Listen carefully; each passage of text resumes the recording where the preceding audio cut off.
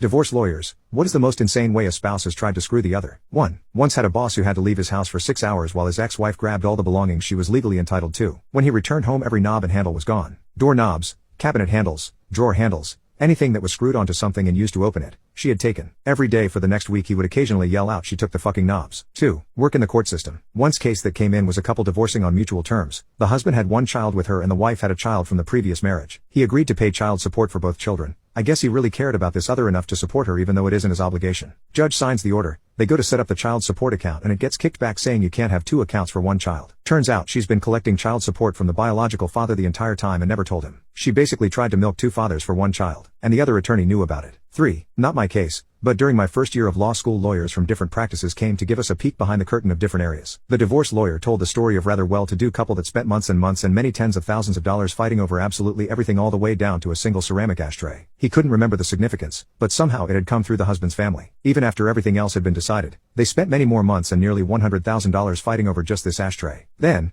after a court hearing, the wife finally won the ashtray. She promptly strode out to the white courthouse steps and smashed the ceramic ashtray, left the pieces all over for the husband to see on his way out. Decided that day I would not be a divorce lawyer. 4. I didn't handle the divorce. I handled parts of the aftermath. In the divorce, she went AWOL, was living in a truck somewhere, and just couldn't handle it mentally. He gave her 5 of his 9 companies. They were the ones that owed 7 figures in payroll taxes. He had made her the bookkeeper on paper. She spent decades trying to shake the IRS for the results. 5. A soon-to-be ex-husband left his wife's prized koi to die on the doorstep of their house. Apparently the value of these fish, 6 in total, was over $100,000. She was, according to her lawyer, so distraught that she couldn't be in court. Only in LA. 6. Not my divorce, but my divorce lawyer told me about a case she was involved in where both clients were so petty that they had to all meet to argue over literally every single scrap of everything. The final object that neither would settle on was a ceramic rabbit statue. A really generic one from Home Depot or whatever. Zero sentimental value, but since it was the final item, neither side wanted to lose the last thing and they dragged it out over 3 separate meetings for this one thing. I don't remember which ended up getting it, but once they settled it and signed everything, the winning party stuck it on their lawyer's desk as a gift and walked out. 7. Friend was going through divorce from insane husband. He had been texting her pics of the gun he bought and threatening her. Police were called. Nothing they could do because it was only a picture. He was staying with a secret girlfriend at this point. She allowed him to go get his stuff from the house. She was scared to go back in the house alone. I went with her. First red flag was he had changed the locks. So we waited for locksmith to open the house and change the locks again. Well,